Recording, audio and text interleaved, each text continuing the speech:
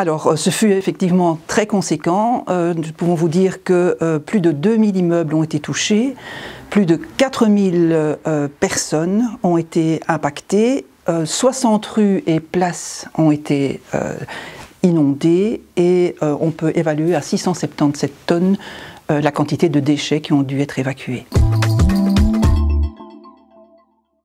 Oui, et j'en suis vraiment très heureuse parce que ça fait chaud au cœur. Je voudrais vraiment remercier les communes de Nivelles et de Rixensart notamment, qui sont venus vraiment nous apporter un soutien considérable, et donc un tout grand merci encore aux autorités communales et aux services concernés.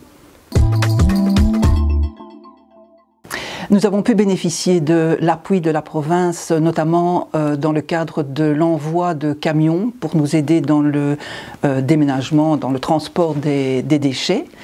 Et à ce titre, je dois dire que je plaide vraiment pour le travail plus intensif encore de la plateforme provinciale de gestion des risques d'inondation, parce que nous avons absolument besoin de ce rôle fédérateur et coordinateur de la province pour nous permettre d'avoir une étude globale à l'échelle provinciale ou à l'échelle des bassins versants pour aboutir à des solutions concrètes que nous appelons évidemment tous de nos vœux.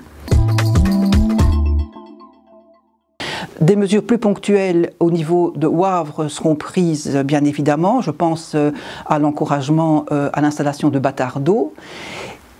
Alors nous brossons devant notre porte, évidemment, et nous devons avoir, plus encore que nous n'avions avant, un regard particulièrement aigu en termes de stratégie préventive, en termes d'aménagement du territoire et d'urbanisme. Cela se fait d'ailleurs dans le cadre de l'étude que nous menons actuellement avec un bureau spécialisé pour l'élaboration d'un schéma de développement communal.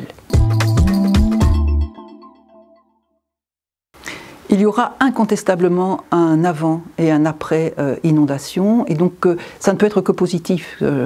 Chacun à son niveau a à faire le constat de ce qui a fonctionné, de ce qui n'a pas fonctionné. L'objectif n'est pas d'empêcher les inondations, ça s'avère totalement illusoire, mais de faire en sorte que l'impact soit beaucoup moins important et que la réactivité et la collaboration soient optimales.